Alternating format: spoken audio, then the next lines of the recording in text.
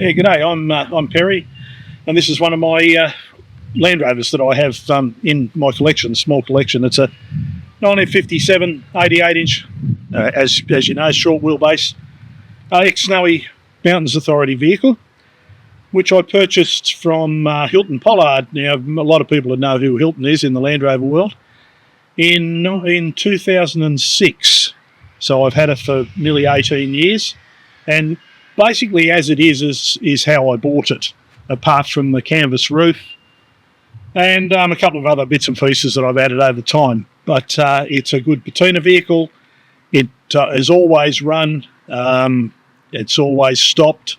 So it's a great vehicle for driving around. It's been to Cooma for the 50th by its previous owner. I drove it to the 60th. I took it down on a trailer to the 70th and also to the 75th. Standard 2-litre spread bore motor, which was fitted to from about 1955 onwards for 86 and 88s and 107, 109s. It has a 32 PV1 Solix carburettor, which is a standard carburettor fitting. It had a dodgy one on it when I first bought it, but that's now a rebuilt carby. And also a proper SU fuel pump, which has also been rebuilt. It had a facet rattle pump on it, which wasn't the best thing for it. Nothing much has been done to the engine, or nothing's been done to the engine in my time with the vehicle. It's had a new coil put on it. It has electronic ignition pieces in the distributor, not a complete electronic distributor. It's original generator, but been transferred over to negative earth from positive earth. Basically, I put a new battery in it a couple of times, and that's about it. The radiator's never been rebuilt. I put some cargo seal up through it many years ago because it was leaking, and that seemed to have fixed all the problems that I had with it. I run coolant through it, of course, but no, it's a great little machine. It's a slow starter, it has a sluggish starter, but it starts. And that's the main thing. These are slightly different from an 86-inch, where they added 2 inches into the front of the vehicle, or into the chassis, for the upcoming diesel engine. The main difference here is where this screw on the guard is 2 inches. There's a lot more in front of it. If you notice on an 86, that bolt will be about there. There's slight differences in the bulkhead, different bracketry welded on the 86s and 107s compared to the 88 109s. This vehicle has been repainted at some stage during its life.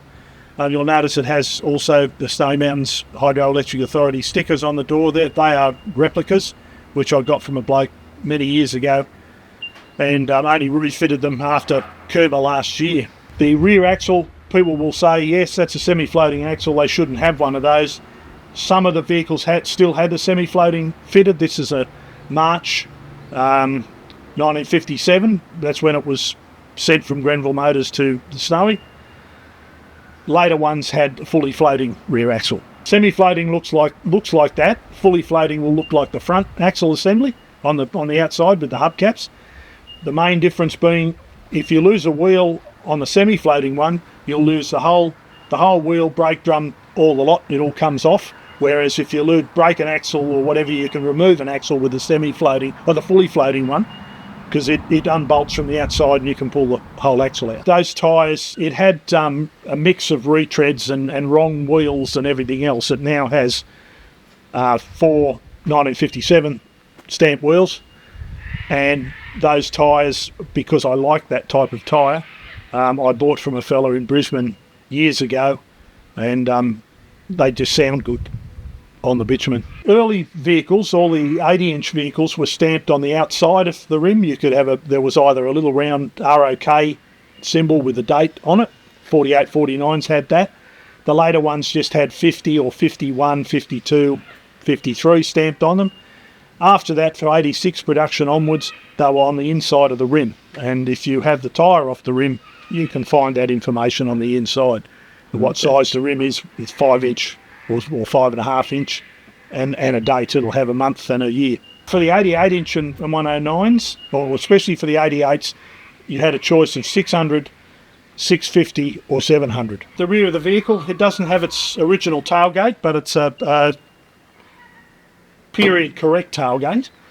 They have a swinging number plate holder, so that when the tailgates drop down, that you can swing that and it was still visible from the rear. Original tail lights, which are pork pie on these from about 1955 onwards. They had pork pies. The blinkers and reflectors are not original. They've been added for extra safety. There would have been reflectors on them, but not roadside reflectors. Standard Land Rover drop plate with tow hitch, and the mud flaps are an addition that I put on. They came off my stage 1, which I had for many years. That's for the PDO shaft to come out for PDO, rear PDO, and to run machinery or whatever off the back. Quite often to run water pumps, sawmill type arrangement, that sort of thing. They run from a PDO on the back of the gearbox with another drive shaft that comes through, which I have for this vehicle, but I haven't fitted any of it. Pretty much standard Series 1 cab from years ago. 3-spoke steering wheel. Horn button was moved down onto the column from the earlier 55 or 86 107s. This has a standard speedo and fuel amp meter gauge with various lighting. It has an added-on oil pressure water temp gauge, which is also branded Land Rover. The windscreen wiper motors were individual, which can be turned on or off from your position. They can be operated by hand or turned to electric, and they'll work.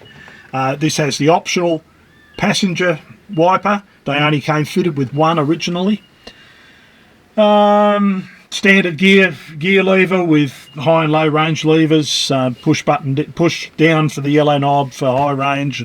Pull back the red one for low range, which also pops out the yellow one. Standard accelerator, brake and clutch in the floor. Choke is down underneath the dash here, with the starter button being a push starter, ignition on, and a push start down the bottom, and also a umbrella shaped handle for hand throttle, which is unique to Series 1s as well. If there were power takeoff units fitted to the vehicle, the engine had a governor fitted so it couldn't over rev and things like that. The ignition switch is a combined light switch, so there's two positions for the light, for parkers and main and for low beam, and the main beam switch is on the floor here, transferred from the earlier ones which were on the top of the steering wheel. The vent controls are different to earlier Series 1s. They're single ones as opposed to the 80-inch, which were a single piece. And the windscreen can fold down with these brackets on the top. They fold down, clip onto where the bonnet releases go, and then the bonnet release fits up into there to hold it all down. But yes, it can be driven with the windscreen down. Synchro in third and fourth, non-synchro first and second, but pretty easy gearbox, very forgiving gearbox, much the same, very similar to the Series 2 gearbox and the later Series 3s even. They're pretty much the same box, just synchros added to later models. These have a standard 10-gallon fuel tank, which is situated under the seat, same as most Series 1s, with the filler there. Also your brake master cylinder reservoir is underneath. The clutch on these is mechanical. All seat bases are individual. Handbrake down there, same as Series 2 and early Series 2As. There's a dipstick underneath there for the gearbox that slides sideways. Yep. And there's a gearbox dipstick in there. Leather strap to hold the seat bases in position, and also they have them on the back of the seat to stop them coming all the way forward. There's a crank handle behind the seat, which this one has, plus also the jack handle for the standard jack. This has a 1957 jack in it. This one's a metallic Fabrique, I think it is. There were also Shellys and stuff like that, but they're basically the same kind of thing. Screw jack, and with the handle and a wooden T-piece that went into it. That's all lives underneath the passenger seat. There's a toolbox storage area underneath the passenger seat.